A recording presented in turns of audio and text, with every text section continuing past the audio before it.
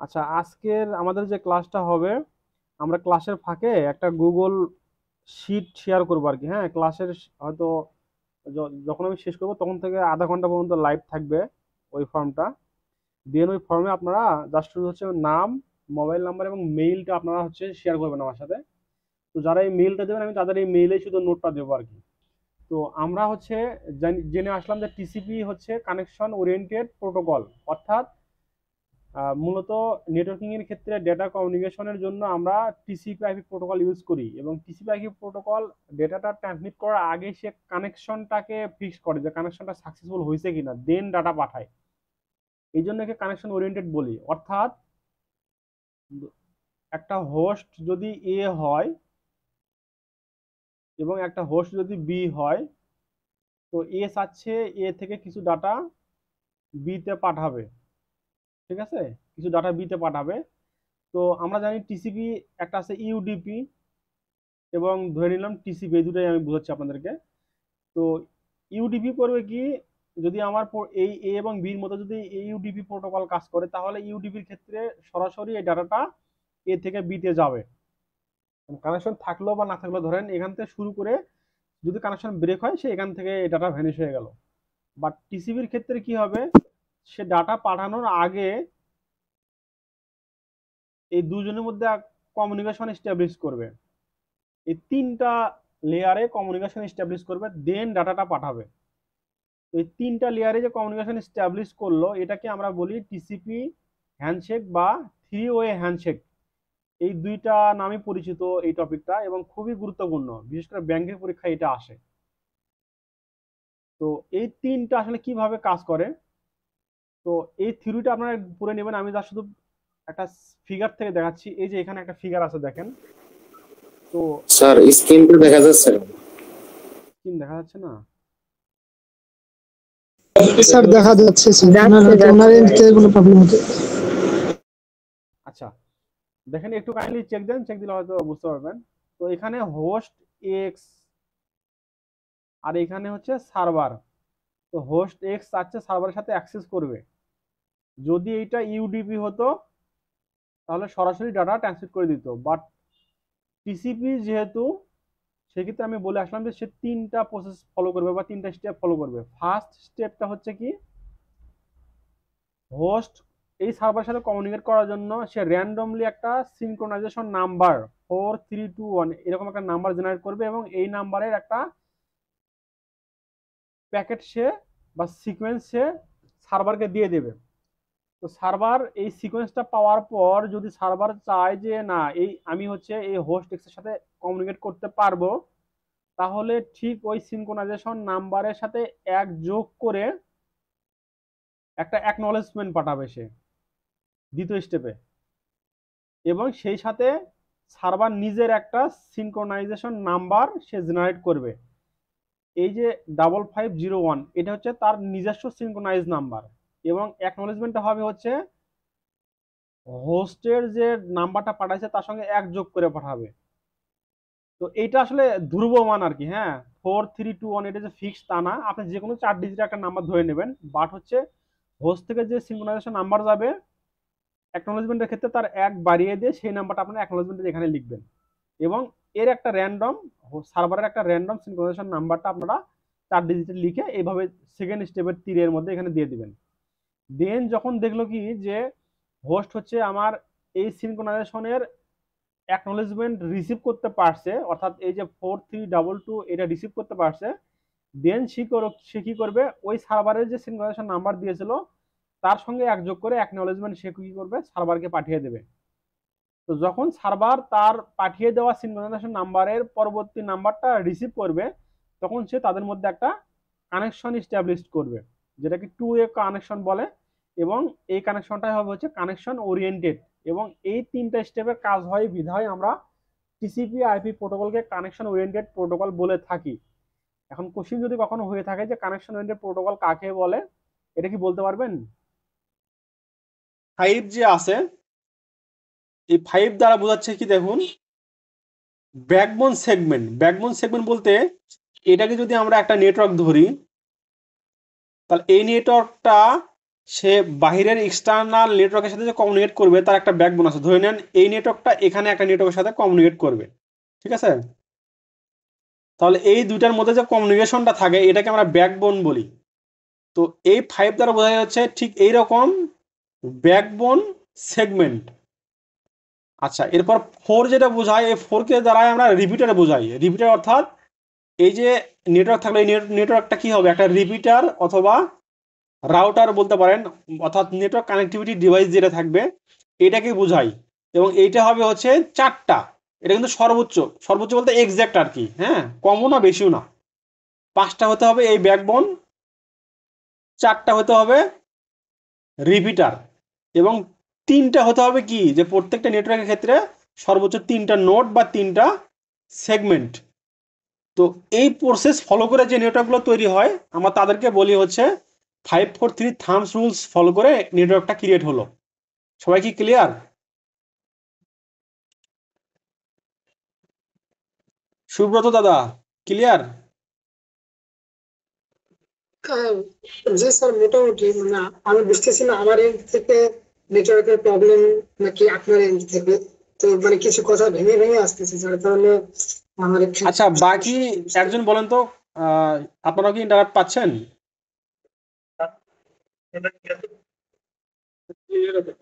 আচ্ছা আচ্ছা, ঠিক আছে।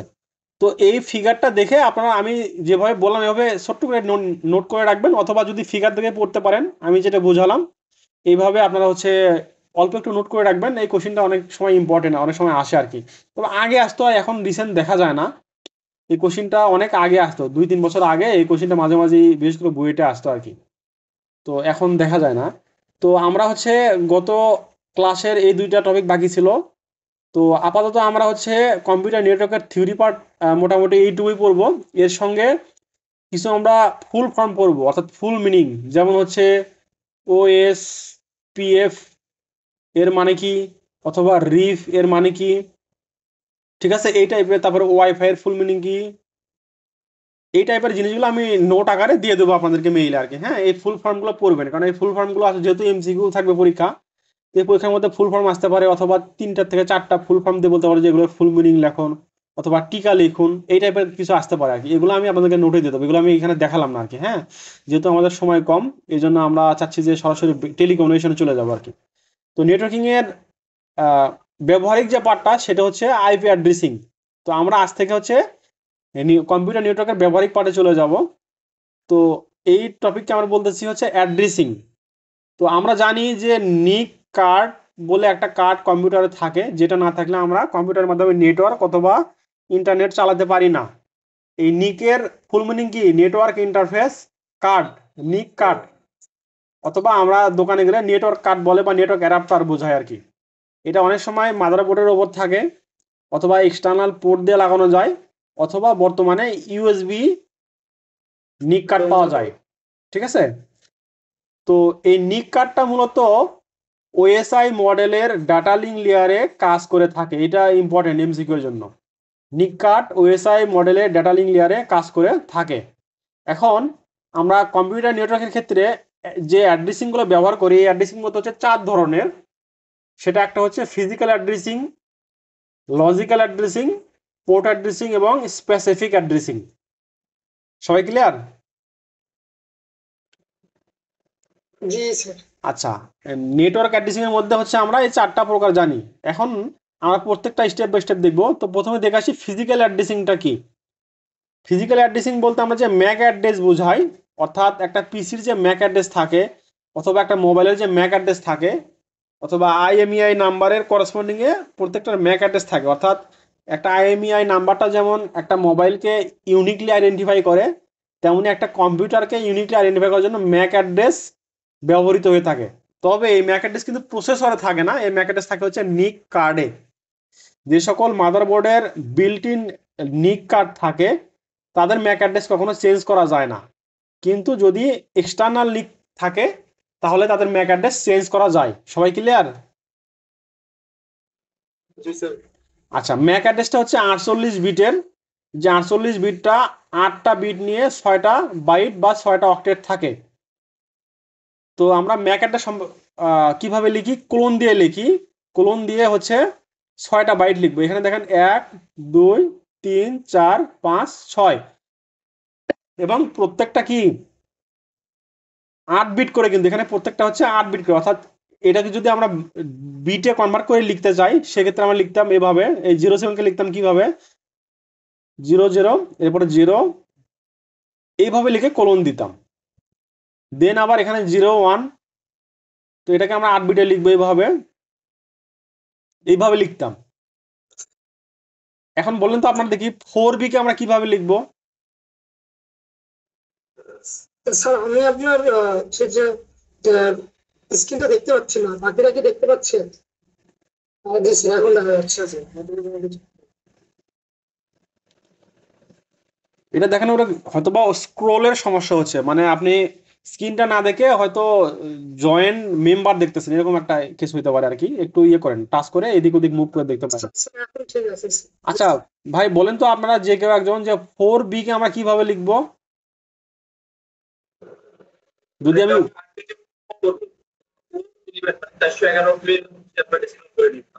আচ্ছা তাহলে এটা 4B, 4 কে ইন্ডিভিজুয়ালি আমরা লিখতে পারি এভাবে 0100, দেন বিটার হচ্ছে আমরা 4 ডিজিটে আমরা লিখতে পারি, ঠিক আছে? তো এইভাবে আমরা লিখবো, তার মানে কি হচ্ছে ফিজিক্যাল অ্যাড্রেসও কিন্তু আমরা চাইলে ডেসিমেল ফরম্যাটে, ডেসিমেল সব ফরম্যাটে সচরাচর লিখি না, আমরা মূলত হেক্সাডেসিমেলই লিখি সবসময়, এবং চাইলে আমরা বিটে লিখতে পারি, ঠিক আছে? এখন আপনাকে যদি বলে যে ম্যাক অ্যাড্রেস কাকে বলে, ম্যাক অ্যাড্রেস উদাহরণ দিন, তাহলে আপনাকে উদাহরণ দিতে হবে কিভাবে মনে রাখবেন। শুধুমাত্র এই কোলন হবে 5টা কোলনের মাঝখানে 2 ডিজিটের আমার হেক্সাডেসিমাল ভ্যালু লিখলে ম্যাক অ্যাড্রেসের এক্সাম্পল হয়ে যাবে। এই ম্যাক অ্যাড্রেসকে আমরা আবার কি বলি, লিঙ্ক অ্যাড্রেস বলে থাকি। ম্যাক অ্যাড্রেসকে লিঙ্ক অ্যাড্রেস বলে থাকি।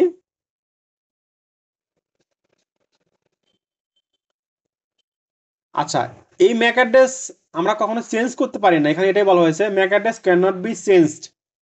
তো এই কয়েকটা টপিক আপনারা হচ্ছে মনে রাখলে, যদি কখনো টিকা লিখতে বলে যে ম্যাক অ্যাড্রেস সম্পর্কে টিকা লিখুন, তাহলে আপনারা লিখতে পারবেন আশা করি। আচ্ছা এরপর আমরা স্পেসিফিক অ্যাড্রেসে যাব। স্পেসিফিক অ্যাড্রেস কি জিনিস? স্পেসিফিক অ্যাড্রেস হচ্ছে যে some applications have user friendly addresses that are designed for that specific address, যেমন ইমেল অ্যাড্রেস, ইউআরএল, এগুলো হচ্ছে স্পেসিফিক অ্যাড্রেস। অর্থাৎ আপনারা দেখেন তো এই আইপিটাকে চেনেন কি না, 8.8.8.8, এটাকে চেনেন? এই আইপি কিসের? জি স্যার, জি স্যার, গুগলের। আচ্ছা তো হ্যাঁ হ্যাঁ, এইটাকেই বোঝাচ্ছে স্পেসিফিক অ্যাড্রেস। অথবা কোন একটা ওয়েবসাইটের, যেমন হচ্ছে ধরে নেন এর আগে ছিল যেমন সুরক্ষা.com,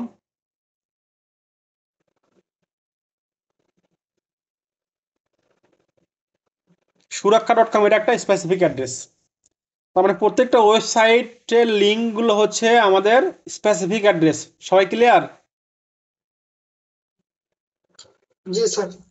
আচ্ছা এরপরে আসেন পোর্ট অ্যাড্রেস। পোর্ট অ্যাড্রেস বলতে কি বোঝেন? যারা হচ্ছে C#.net-এ কোডিং করেছেন, অথবা মেশিন লার্নিং এর, সরি মেশিন লার্নিং বলছি, মানে মেশিন ল্যাঙ্গুয়েজের কোড করেছেন, মাইক্রো কন্ট্রোলারের বা মাইক্রোপ্রসেসরের কোড করেছেন, তারা পোর্ট অ্যাড্রেস সম্পর্কে ভালো জানবেন। তো এই পোর্ট অ্যাড্রেস মূলত হচ্ছে 16 বিটের, 2 বাইটের, এবং প্রত্যেকটা অ্যাপ্লিকেশনে কি হয় ডিফারেন্ট পোর্ট নাম্বার থাকে। অর্থাৎ আপনারা যখন প্রিন্টার কানেকশন করেন তখন দেখবেন যে ডিভাইস ম্যানেজারে গিয়ে সেখানে লেখা আছে কম অন, কম টু, এভাবে কিন্তু পোর্ট লেখা থাকে, তাই না? দেখছেন কি সবাই?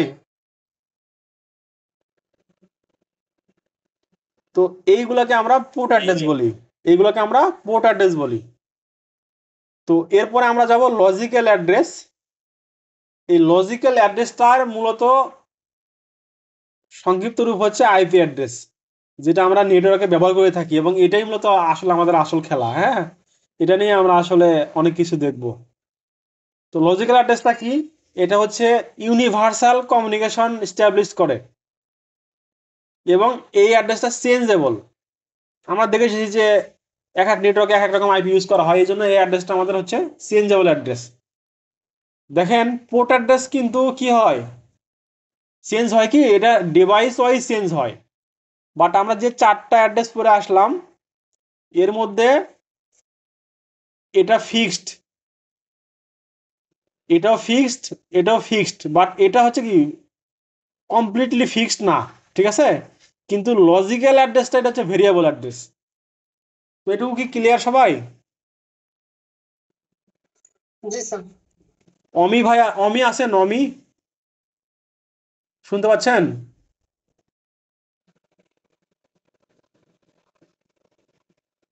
জি আচ্ছা, আহ, আপনার হচ্ছে এই টপিকগুলো কি এর আগে পড়া হয়েছিল?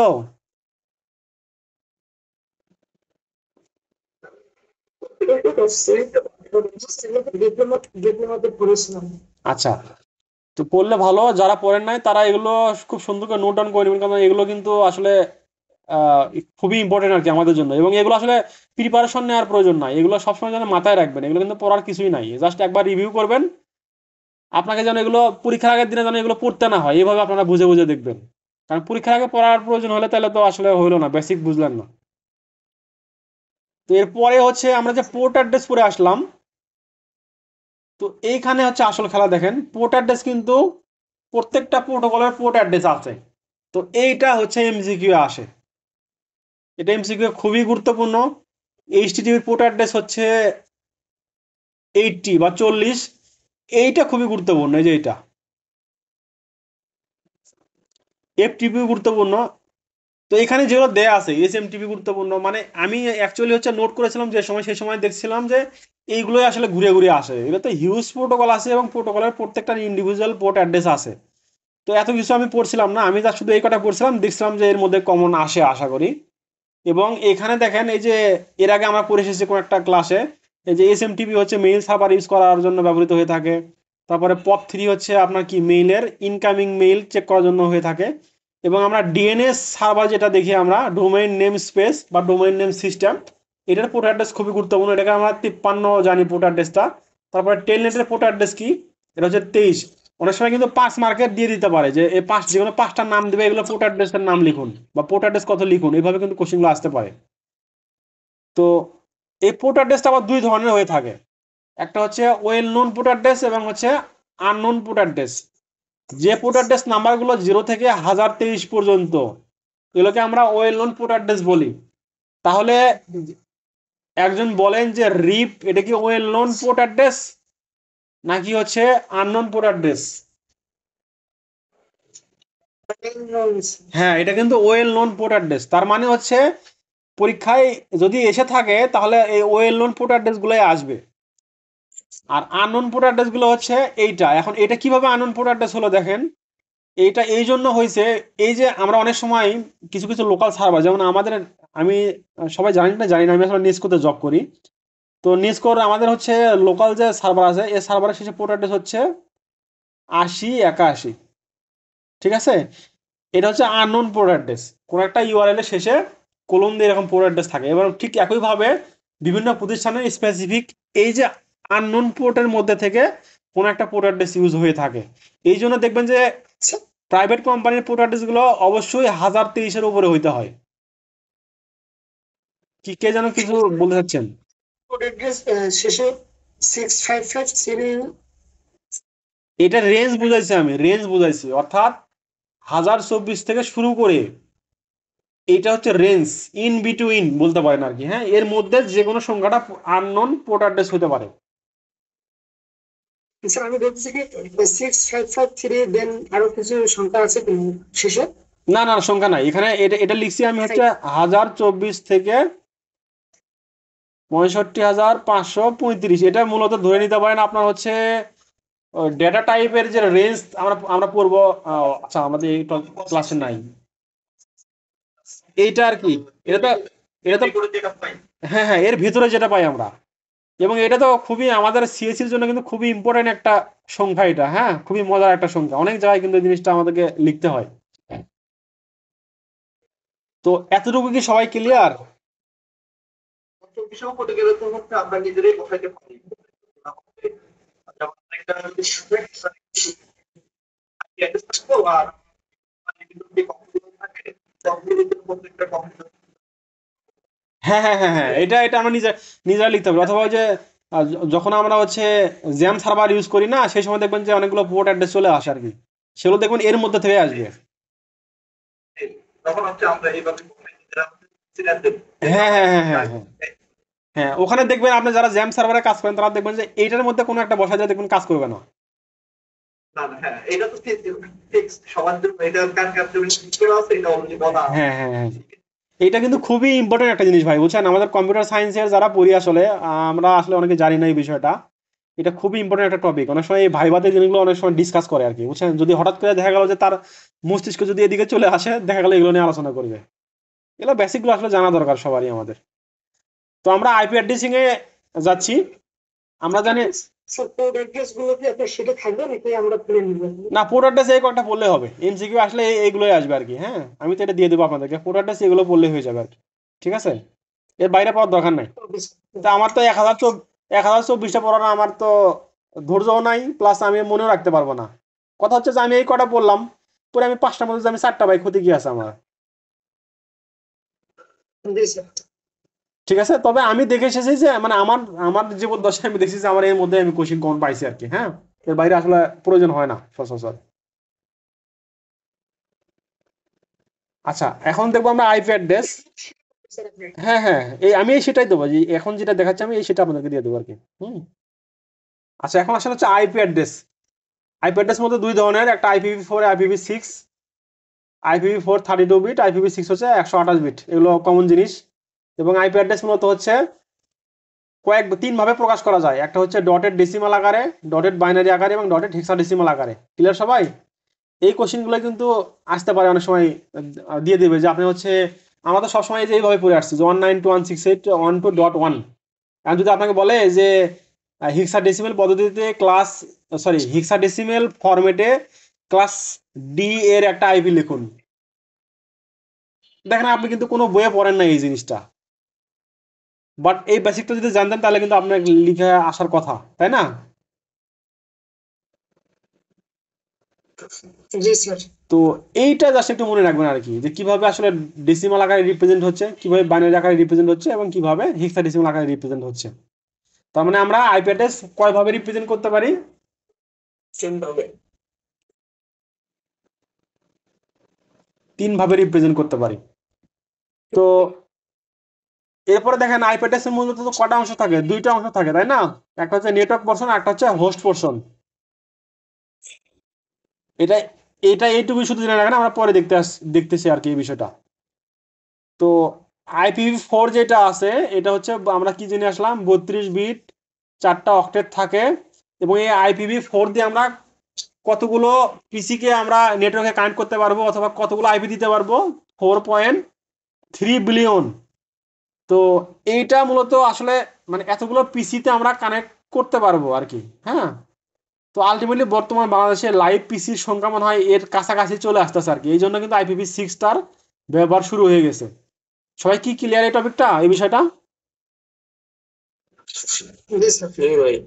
আচ্ছা, এই জন্য কিন্তু অলরেডি IPv6 এর ব্যবহার শুরু হয়েছে, কারণ এইটার মানে এত মানে 4.3 বিলিয়ন কম্পিউটার বা মোবাইল মানে বর্তমান ওয়ার্ল্ডে অলরেডি এর কাছাকাছি সংখ্যা চলে আসছে আর কি, যার কারণে আমরা IPv6 এর দিকে আবার যাচ্ছি। এবং একটা অক্টেট সর্বোচ্চ কতগুলো অ্যাড্রেসিং করতে পারে? 256টা অ্যাড্রেসিং করতে পারে। তার মানে কি, কোনো একটা আইপি কে আমরা ভেঙে একটা যদি সাবনেট করি, একটা সাবনেট সর্বোচ্চ 256টা, ওই অক্টেট 256টা আইপি দিতে পারবে আর কি। এগুলো আমরা আর পরে ডিটেলস দেখবো আর কি। এবং IPv4 এর ক্ষেত্রে প্রত্যেকটা অক্টেটের রেঞ্জ হচ্ছে 0 থেকে 255 পর্যন্ত, অর্থাৎ আমরা যে জানি যে IPv4 হচ্ছে 4টা অক্টেট, এই ঘরে সর্বনিম্ন 0 এবং সর্বোচ্চ 255 আমরা লিখতে পারবো। কখনোই যদি অনেক সময় আসে যে নিচের কোনটি ভুল, অর্থাৎ নিচের কোন আইপিটা ভুল, তাহলে যদি এর মধ্যে কখনো 257 থাকে তাহলে বুঝবেন সেটা ভুল, অর্থাৎ 255 বা 255 উপরে যদি কোনো ঘরে লেখা থাকে তাহলে সেই আইপিটি ভুল। সবাই ক্লিয়ার এই বিষয়টা?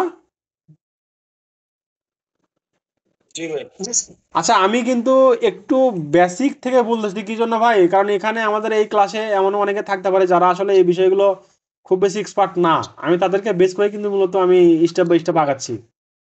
ভাই বেসিক বেসিক থেকে বললেই ভালো হয় আর কি। তো এই জন্য অনেকের হয়তো কিছু কিছু জিনিস বোরিং লাগতেছে, ভাই এগুলো তো আমি পারি আর কি। ঠিক আছে। তো না স্যার ঠিক আছে। হ্যাঁ, এরপরে হচ্ছে আমরা কি জানি যে IPv4 হচ্ছে 5টা ক্লাসে বিভক্ত, অর্থাৎ class A, class B, class C, class D এবং ক্লাস ই। পিসি পরীক্ষায় এটাই আসে যে IP4 কয়টি ক্লাসে গঠিত, প্রত্যেকটা ক্লাস আইপির রেঞ্জ লিখুন এবং একটা করে এক্সাম্পল দিন। এই কোশ্চিনটাই আসে, মানে বর্ণনামূলক কোশ্চিন বলতে এটাকেই বোঝায় যে IPv4 এর ক্লাসগুলো রেঞ্জ এবং উদাহরণ সহ লিখুন। তো ক্লাস এর ক্ষেত্রে কি হয় দেখুন, আমরা একটু আগে পড়ে আসলাম যে একটা আইপি অ্যাড্রেস ধরে নিলাম আমি, এটা 192.168.100.1। এই আইপিটার হচ্ছে দুইটা পার্ট থাকে, একটা নেটওয়ার্ক পার্ট, একটা হচ্ছে হোস্ট পার্ট। তো যেমন ক্লাস এর ক্ষেত্রে হচ্ছে, এবং আমরা দেখলাম IPv4 হচ্ছে 4টা অক্টেট, এই প্রত্যেকটা ঘরকে আমরা অক্টেট বলি।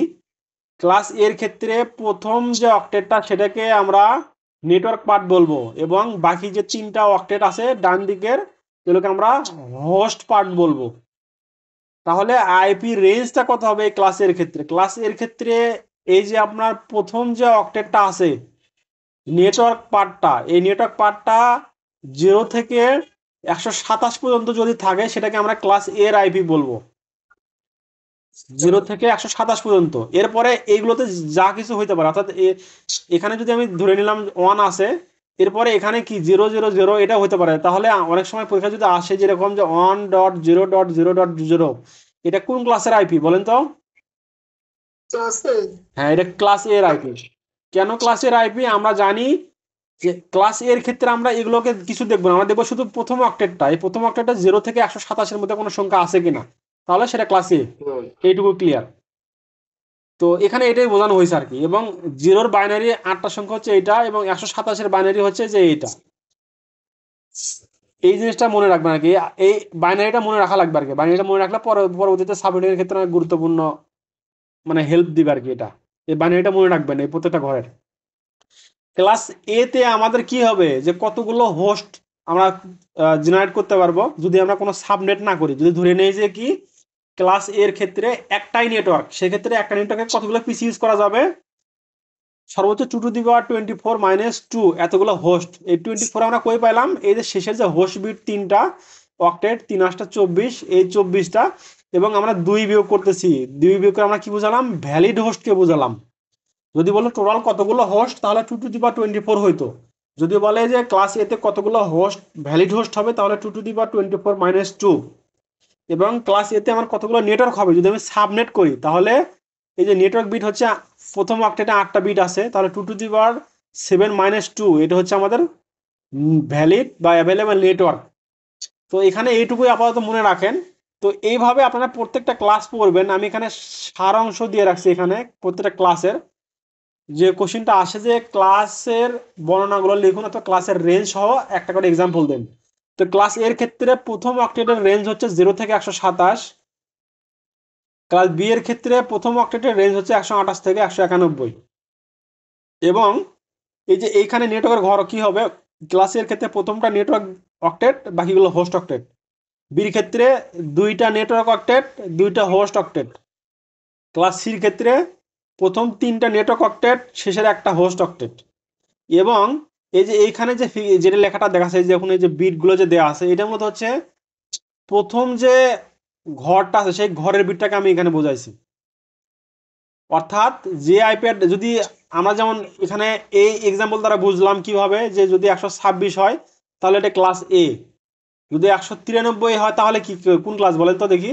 193 হলে ক্লাস সি। কিন্তু যদি এরকম কখনো বলে যে 111100568, এটা ধরেন প্রথম একটা এই সংখ্যাটা আছে, তাহলে কোন আইপি অ্যাড্রেস বলেন তো?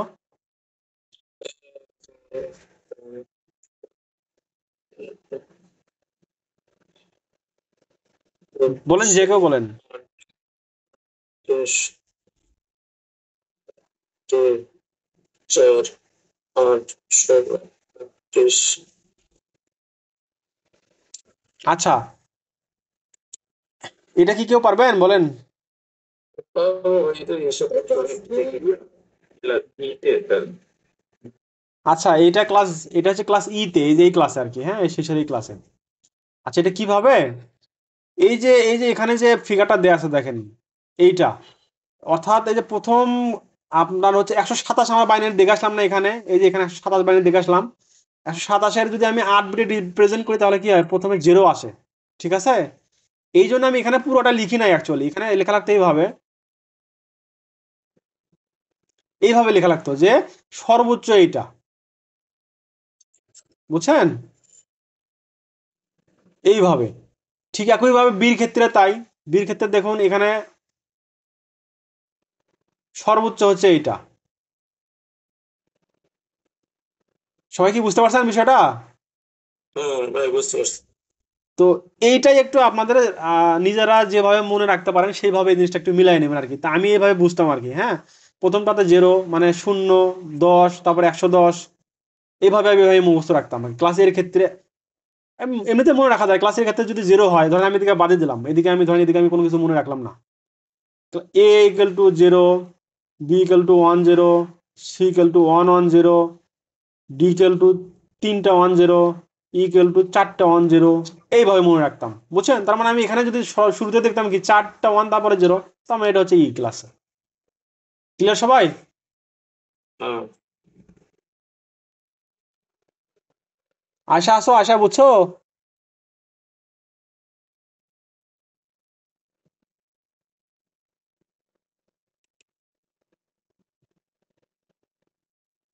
আচ্ছা মিঠুন ভাই বুঝছেন? জি স্যার, বুঝতে পারছি।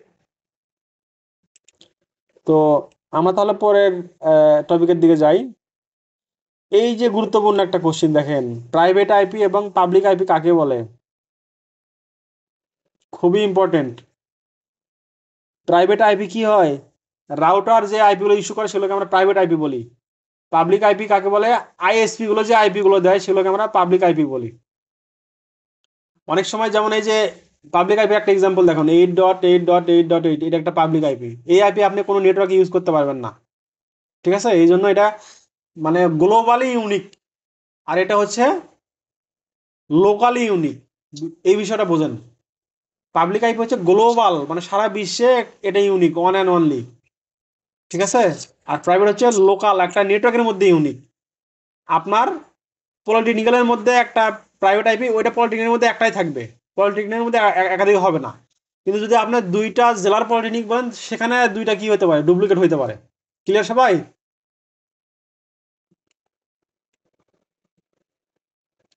আর আইপি রেঞ্জ অনেক সময় আসে যে ক্লাস এ এর প্রাইভেট আইপি রেঞ্জ কত। ক্লাস এ আমরা তো দেখে আসলাম যে প্রথম অক্টেটে 0 থেকে 127 হবে, বাট আমরা কিন্তু এই প্রত্যেকটা আইপি কিন্তু আমরা ইউজ করতে পারবো না। আমরা ইউজ করতে পারবো কই থেকে, 10.0.0.0, এখান থেকে শুরু করে আমরা আইপি গুলো নেটওয়ার্কে মানে রাউটারকে আমরা কনফিগার করতে পারবো। ওই যে রাউটারে যে ডিএসিপির আইপি রেঞ্জ থাকে না, এখানে কখন আপনারা এইটার বাইরে দিয়ে দেখবেন, এর নিচে দিয়ে দেখবেন, কখনোই আপনারা রাউটার কনফিগার করতে পারবেন না। আমরা তো রাউটার সচরাচর কি করি, ক্লাস সিতে দেই। ক্লাস সিতে কিভাবে, যে আমরা 192.168.0.0 থেকে আমরা যে কোনো একটা দিই, তাই না। আপনি এখানে কখনো এইরকম লিখে দেখবেন, রাউটারের আইপি রেঞ্জ যেটা আছে 192.167 দিয়ে দেখবেন, তারপরে 0.0, এটা দিয়ে কখনো দেখবেন একদিন প্র্যাকটিক্যাল, কোনোদিনই আপনি কনফিগার করতে পারবেন না। কারণ হচ্ছে কি, যে ক্লাস সি এর প্রাইভেট আইপির রেঞ্জটাই হচ্ছে 192.168 থেকে শুরু, এরপরে আপনি এই দুই ঘরে যা ইচ্ছা তাই দেন। সবাই কি ক্লিয়ার এই রেঞ্জটা? জি স্যার। আচ্ছা এরপরে যেটা, সেটা হচ্ছে লোকাল হোস্ট আইপি অ্যাড্রেস। নিচের কোনটি লোকাল হোস্ট আইপি অ্যাড্রেস, এটা বিসিএস পরীক্ষাতে আসে, জেনারেল স্টুডেন্টরা আসলে এটা জানে যে কোনটি নিচের কোনটি লোকাল হোস্ট আইপি অ্যাড্রেস। যারা বিসিএস এর আপনার হচ্ছে অথবা পিএসসি নন ক্যাডারের যে এমসিকিউ কোশ্চেনগুলো পড়ছেন, প্রিভিয়াস কোশ্চেনগুলো, তারা দেখবেন যে এই কোশ্চেন অনেকবার আসছে। এটা হচ্ছে লোকাল হোস্ট আইপি, ঠিক আছে। লোকাল হোস্ট বলতে কাকে বোঝায়, প্রত্যেকটা আমরা ওই যে জ্যাম সার্ভার যে পড়ে আসছি, বা জ্যাম সার্ভার যারা কাজ করি, এই জ্যাম সার্ভারের লোকাল হোস্ট আইপিটা এটা এটা ব্রাউজারে ক্লিক করার পরে ওকে করলে তখন আমরা ব্রাউজার ওই ওয়েবসাইটটা আমরা হচ্ছে ব্রাউজ করতে পারি, ঠিক আছে। মূলত হচ্ছে জেন সার্ভারে কি হয়, এগুলো CALHOST লোকাল হোস্ট লেখে এটা আমি স্ল্যাশ দেই, এটা যদি আপনি না দিয়ে যদি এই আইপি দেন তাও হবে। এবং এটাকে আমরা লুপ ব্যাক অ্যাড্রেসও বলে থাকি অনেক সময়, লুপ ব্যাক অ্যাড্রেস। ঠিক আছে। আচ্ছা, এই যে এখানে একটা ইম্পর্টেন্ট জিনিস আছে যে একটা ওয়ানের ইউজার সংখ্যা সর্বদা 2জন হয়। 2জন বলতে কি, এটা হতে পারে 2টা নেটওয়ার্ক, হতে পারে 2টা ইউজার। মানে ওয়ান কখন বোঝায় আর কি, মানে যখন 1 to 1 বা বাই ডিরেকশনাল যে কমিউনিকেশন গুলো হয়, ওয়ানের মধ্যে কিন্তু ইন্ডিভিজুয়াল 2টা ইউজারই এট এ টাইম হচ্ছে, ধরেন আপনি কিন্তু একসাথে কিন্তু একাধিক ওয়ানের পিসির সাথে আপনি বা একাধিক ওয়ানের সার্ভারের সাথে আপনি কিন্তু কমিউনিকেট করতে পারছেন না। সে এট এ টাইম একটা পিসি বা একটা সার্ভারের সাথে সে কমিউনিকেট করবে। এই জন্য আমাদের কি আমরা জানি যে ওয়ানের ক্ষেত্রে হচ্ছে সর্বদা 2জন ইউজার অবশ্যই লাগে, কারণ একটা ইউজারতে কখনো ওয়ান হয় না। আর আরেকটা ইম্পর্টেন্ট কোশ্চেন হচ্ছে ক্লাস ফুল এবং ক্লাস লেস আইপি অ্যাড্রেস কাকে বলে। এটা খুবই ইম্পর্টেন্ট, ক্লাস ফুল বা ক্লাস লেস। তো ক্লাস ফুল বলতে বোঝায় হচ্ছে আমরা যে এই যে ক্লাসের যে রেঞ্জটা দেখে আসলাম, ক্লাস এর যে রেঞ্জ, এর মধ্যে যদি কোনো আইপি হয় এবং হচ্ছে স্ল্যাশ নোটেশন ফলো করে। স্ল্যাশ নোটেশন বলতে কি বোঝায়, এই যে প্রথমে যে একটা ফিগার দেখলাম যে এই যে NN দিয়ে লিখে রাখে আসছি, দেখেন এই যে ঘরগুলো, এখানে কি আছে দেখেন, এখানে নেটওয়ার্ক বিট আছে হচ্ছে 8টা, হোস্ট বিট হচ্ছে 3টা অক্টেট আর কি, 3 8 24টা হোস্ট বিট। এই ঘরকে বোঝাচ্ছি আমরা। তার মানে ক্লাস এর ক্ষেত্রে নেটওয়ার্ক বিট হচ্ছে 8টা, ক্লাস বির ক্ষেত্রে এখানে নেটওয়ার্ক বিট কটা, 8 আর 16, এই জন্য স্ল্যাশ দিয়ে 16। তো আলটিমেটলি পরীক্ষায় যে কোশ্চিন গুলো আসে এইভাবেই তো আসে, দেখেন যে লেখা থাকে যে 192.168.1.0 স্ল্যাশ দিয়ে 21 বেশ। বা যে কোনো একটা জিনিস আসে, তাই না? তো এখানে আমরা এই প্রথম অক্টেটের এই ভ্যালুটা দেখে বুঝতে পারতেছি যে এটা হচ্ছে ক্লাস সির আইপি। কিন্তু এইখানে যে 24 দেয়া আছে স্ল্যাশের পরে, সরি 21 দেয়া আছে, এই জন্য আমরা এই আইপি কে আমরা ক্লাস লেস আইপি বলবো। যদি এখানে এরকম থাকতো ক্লাস সি এর যে কোনো একটা আইপি 192.168.100.4/24, তাহলে এটাকে আমরা ক্লাস ফুল আইপি বলতাম। কারণ কি, এইটা দ্বারা বোঝাচ্ছে আমরা ক্লাস সি ঠিক আছে, এবং ক্লাস সির ক্ষেত্রে নেটওয়ার্ক বিট হচ্ছে আমার 24 বিট, এবং এই জন্য /24 আছে, এই জন্য আমাদের এখানে এটাকে আমরা ক্লাস ফুল বলবো। সবাই কি ক্লিয়ার? ক্লিয়ার ভাই। আচ্ছা, এখন আসেন আমরা বেসিক সাবনেটিং এ যাব। বেসিক সাবনেটিং আমি একটু দ্রুত শেয়ার করি, আর হয়তো বা 11 মিনিট আছে। তো সাবনেটিং তো আমরা সবাই জানি আর কি, কেন সাবনেটিং করব আমরা বলেন তো, একজন বলেন আমরা কেন সাবনেটিং করব, সাবনেটিং এর প্রয়োজন কেন নেটওয়ার্কিং এর ক্ষেত্রে? মহসিন ভাই বলেন, সাবনেটিং কেন প্রয়োজন?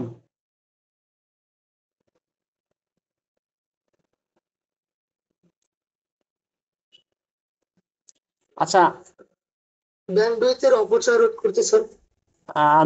আমি বলি আপনাদের দাঁড়ান। সেটা হচ্ছে যে আমরা দেখে আসলাম না যে ক্লাস সির ক্ষেত্রে স্ল্যাশ হচ্ছে 24, অর্থাৎ নেটওয়ার্ক বিট হলো 24, হোস্ট বিট কত? বলে নেটওয়ার্ক বিট 24 হয়, হোস্ট বিট কত হবে? 8। 128 - 24, তাই না? ঠিক বলতেছি না ভুল বলতেছি? ভুল, 32 মানে 24, তাই না? 8/8। এখানে 8, তার মানে কি হচ্ছে দেখেন, ক্লাস সির ক্ষেত্রে আমার সর্বোচ্চ 2^8 পর্যন্ত কম্পিউটারের ক্লাস ফুল আইপি দিয়ে আমি নেটওয়ার্ক তৈরি করতে পারবো। আবার বোঝেন, ক্লাস সি এর ক্ষেত্রে সর্বোচ্চ আমি 2^8 সংখ্যক কম্পিউটার দিয়ে বা এই সংখ্যক আইপি দিয়ে ক্লাস ফুল নেটওয়ার্ক তৈরি করতে পারবো। ক্লিয়ার সবাই? এখন আমার 2^8 মানে কত, সম্ভবত 255 না, বা 256 এরকম। 256। আচ্ছা, তো এখন যদি আমার আমার আমার আমি যে কোম্পানিতে চাকরি করি সেখানে যদি বলে যে না আমার 300 লোকের মধ্যে নেটওয়ার্ক করা লাগবে, এবং ক্লাস সি দিয়ে করো, এবং ক্লাস ফুল আইপি ইউজ করে করো, তাহলে কি করতে পারবেন? সম্ভব না। কারণ হচ্ছে যদি 256টাই হয় তাহলে আমাদের স্ল্যাশ দিয়ে 24 লিখতে পারবো, কিন্তু যদি এর উপরে যায় তাহলে আমাদের কি করতে হবে, কোনো একটা অক্টেটকে ভেঙে লিখতে হবে, ভেঙে এখানে 21 বানাইতে হবে বা 23 বানাইতে হবে বা 20 বানাইতে হবে। এই জন্যই আমরা কি করি, সাবনেটিংটা করি। ক্লিয়ার সবাই? আইপি সর্বোচ্চ ব্যবহার করতেছি আমি তো। হ্যাঁ হ্যাঁ হ্যাঁ, আইপি সর্বোচ্চ ব্যবহার না, মূলত হচ্ছে একটা নেটওয়ার্ককে ভেঙে আমরা কি করতে পারি, যে একাধিক নেটওয়ার্ক তৈরি করার জন্য সাবনেটিং করি। একটা নেটওয়ার্ককে ভেঙে একাধিক নেটওয়ার্ক তৈরি করার জন্য সাবনেট ইউজ করে থাকি। সাবনেটিং এর ক্ষেত্রে এটা আমার ভাই আমার লেখা রুলস, এটা আমার লেখা বলতে কি আমি এইভাবে পড়ছি, এটা কোনো জায়গায় থাকতেও পারে নাও থাকতে পারে। এই 3টা সূত্র মনে রাখবেন, সেটা হচ্ছে আমরা তো একটা আইপি অ্যাড্রেসের ক্ষেত্রে দেখে আসলাম নেটওয়ার্ক পোর্শন এবং হোস্ট পোর্শন। আর 4টা অক্টেটের মধ্যে কোনো না কোনো অক্টেট নেটওয়ার্ক পোর্শন, কোনো না কোনো অক্টেট হোস্ট পোর্শন। তো সূত্র হচ্ছে সাবনেটিং এর ক্ষেত্রে এখানে এন এ দ্বারা বোঝাচ্ছি নেটওয়ার্ক অ্যাড্রেস, বি এ দ্বারা ব্রডকাস্ট অ্যাড্রেস, এবং এখানে এসএম দ্বারা অনেক সময় আমরা এসএম লিখবো, এসএম দ্বারা সাবনেট মার্কস বুঝাইছি।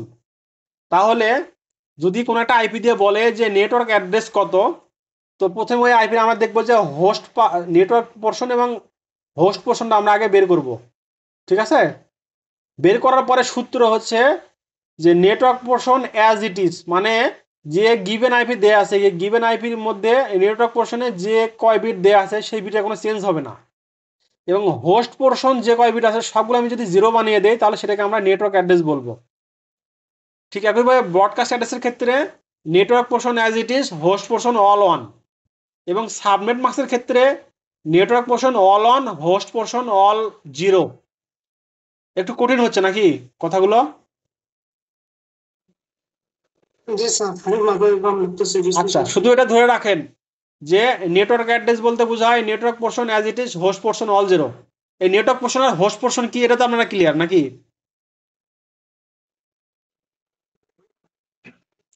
আমরা দেখে আসলাম না যে একটা আইপির 2টা পার্ট, একটা নেটওয়ার্ক পার্ট, একটা হোস্ট পার্ট। তো আপনাকে যদি নেটওয়ার্ক অ্যাড্রেস বের করতে বলে তাহলে নেটওয়ার্ক পার্টটা যা আছে তাই থাকবে, শুধু হোস্ট পার্টটা 0 হবে। আমরা এখন সরাসরি এক্সাম্পলে যাই, ধরে নিলাম আমরা কিছু মাথার মধ্যে ঢুকলো না, আপনার পরীক্ষায় আসছে যে এ আইপি দেয়া আছে, এই আইপি থেকে নেটওয়ার্ক অ্যাড্রেস, ব্রডকাস্ট অ্যাড্রেস এবং সাবনেট মার্কস বের করুন। পরীক্ষাতে এভাবে আসে, তাই তো? আচ্ছা, তাহলে আমাদের নিয়ম অনুযায়ী কি হবে, যে এই স্ল্যাশের পরে যে ফিগারটা দেয়া থাকে এটাকে আমরা বলি নেটওয়ার্ক বিট। নেটওয়ার্ক বিট তাহলে কত দেয়া আছে? 25। এটা যেহেতু হচ্ছে IPv4, তাই না? কারো কি সন্দেহ আছে IPv4 না? এটা কিন্তু IPv4। তাহলে দেখলাম যে কোশ্চেনটা দেয়া আছে সেখানে নেটওয়ার্ক বিট হচ্ছে 25টা লেখা আছে, তাহলে হোস্ট বিট কত হবে? 32। যেহেতু IPv4 হচ্ছে 32 বিটের, 32 মাইনাস 25 ইকুয়াল টু 7। তাহলে আমরা হোস্ট বিট পেলাম 7, তাই না? এই যে আইপিটা দেয়া আছে এই আইপিকে যদি আমি বাইনারিতে কনভার্ট করি, তো হোস্ট বিট যেহেতু 7 আছে তাহলে আমার সর্বশেষের 7টা বিট নিয়ে আমাদের কাজ করতে হবে। এই জন্য আমি কি করলাম, এগুলো আপনারা বাইনারিতে কনভার্ট করে পরীক্ষায় লিখবেন আর কি। ঠিক আছে? আমি এখানে বাইনারিতে কনভার্ট করি নাই, শুধু এখানে ডেসিমালি লিখে রাখছি। তো লাস্টের অক্টেটে 8টা বিটের মধ্যে এই যে দেখুন এখানে প্রত্যেকটা হচ্ছে 8টা বিট দেওয়া আছে, তাই না? এখন বলছে যে কি 7টা বিট আমার হোস্ট বিট, তাহলে আমি এখানে 7টা, এখানে আমি একটা দাগ দিলাম, দেওয়ার পরে এই পাশে তো 7টা বিট আর এখানে আরেকটা মিলে হয় 8টা। সূত্র কি বললাম, নেটওয়ার্ক অ্যাড্রেস বলতে কি বোঝায়, যে network portion as it is, network portion এই আইপির ক্ষেত্রে নেটওয়ার্ক পোর্শন কোনটা, 25টা বিট। তাহলে এখানে 8টা বিট, এখানে 8টা বিট, এখানে 8টা বিট, তাহলে 3 8 24টা বিট। এখানে তারপরে হচ্ছে লাস্ট অক্টেট থেকে আরেকটা দিতে হবে, তাহলে এই পুরোটা মিলে হচ্ছে আমাদের নেটওয়ার্ক পোর্শন। সূত্রে বলছে নেটওয়ার্ক পোর্শন যা আছে তাই। তো এখানে দেয়া ছিল হচ্ছে 1.1, লাস্ট অক্টেটে 1 দেয়, তার মানে হচ্ছে যে এখানে 1 দেওয়া ছিল, তাই না? 0.0.0.0.0.0.1, তার মানে হচ্ছে এইটা হচ্ছে গিভেন আইপি 192.168.1. এই লাস্টের ঘরটা আমি বাইনারিতে কনভার্ট করে লিখলাম। তাহলে এইখানে দেখেন বলছে যে এই পর্যন্ত যদি আমার নেটওয়ার্ক পোর্শন হয় তাহলে এখানে যা আছে তাই, এখানে কি আছে, এখানে 0 আছে, তাই না? বাকি সবগুলো জিরো হবে, এই যে হোস্ট পোর্শন সব জিরো, তাহলে আমি এটাকে জিরো বানিয়ে দিলাম। তাহলে এই অক্টারের ক্ষেত্রে সবগুলো যেহেতু জিরো, তার মানে আলটিমেটলি নেটওয়ার্ক অ্যাড্রেস হলো আমার 192.168.1.0, এই যে এরকম জিরো। তাহলে এটার আমার ডেসিমাল ইকুইভ্যালেন্স হচ্ছে জিরো, এই জন্য আমরা এটা লিখলাম হচ্ছে এইটার ক্ষেত্রে এইটা হচ্ছে নেটওয়ার্ক অ্যাড্রেস। এরপর যদি আমি দেখি যে ফার্স্ট হোস্ট অ্যাড্রেসটা কি, নেটওয়ার্ক অ্যাড্রেসের ঠিক পরের অ্যাড্রেসটা অর্থাৎ এক যোগ করলে যেটা হবে সেটা হচ্ছে ফার্স্ট হোস্ট অ্যাড্রেস। আর লাস্ট হোস্ট অ্যাড্রেসটা কি হবে, লাস্ট হোস্ট অ্যাড্রেসটা আমরা পরে বের করব, এর আগে আমরা ব্রডকাস্ট অ্যাড্রেসটা বের করি। ঠিক একইভাবে 25টা বিট হচ্ছে নেটওয়ার্ক বিট। ব্রডকাস্ট অ্যাড্রেসের ক্ষেত্রে কি করে আসলাম যে নেটওয়ার্ক বিট যা আছে তাই হোস্ট বিট সব অন হবে, এই জন্য হোস্ট বিট যেহেতু আমরা 7টা বিট দেখলাম, এই 7টা বিট সবগুলো আমাদের অন করতে হবে ব্রডকাস্ট অ্যাড্রেস বের করার জন্য। তাহলে সবগুলো অন করে দিলাম, তাহলে আলটিমেটলি শেষ অক্টাটে কি থাকলো, জিরো। এইটার ইকুইভ্যালেন্স হচ্ছে কত, 127। তাহলে ব্রডকাস্ট অ্যাড্রেস হচ্ছে গিভেন কোশ্চিন থেকে 192.168.1.127, এবং যেহেতু ব্রডকাস্ট অ্যাড্রেস পাইলাম আমি, তাহলে তার ব্রডকাস্ট অ্যাড্রেস থেকে এক বিয়োগ করলে যে আইপি পাবো সেটা হচ্ছে লাস্ট হোস্ট অ্যাড্রেস। তাহলে শেষ অক্টাটে 127 থেকে এক বিয়োগ করলে 126 হয়, তাহলে 192.168.1.126, এটা হচ্ছে আমাদের লাস্ট হোস্ট অ্যাড্রেস। সবাই কি বুঝছেন বলেন তো? জি ভাই, বুঝতে পারছি। আচ্ছা, কে বোঝেন না একটু বলেন, হ্যান্ড রাইজ করেন বা ভয়েসে বলেন কে বোঝেন নাই।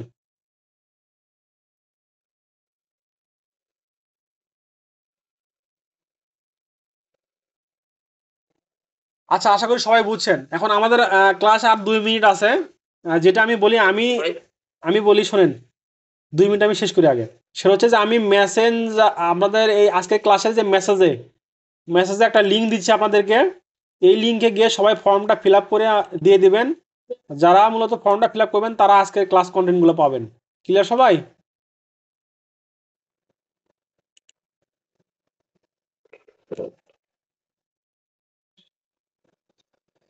হ্যাঁ, এখান থেকে এই লিঙ্কটা সবাই কপি করে রাখবেন। আর হচ্ছে, সবাই কি শুনতেছেন? হ্যাঁ ভাই, শুনতেছি। স্ক্রিন দেখা যায়?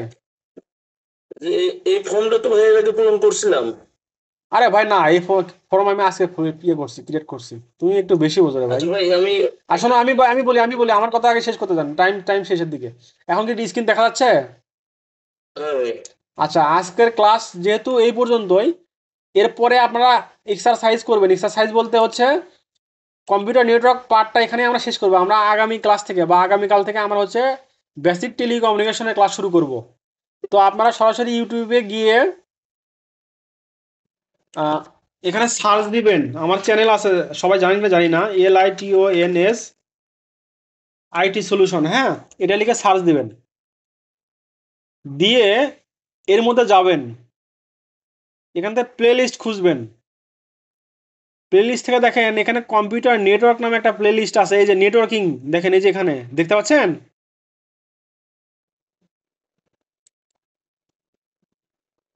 এই প্লে লিস্টে যাবেন।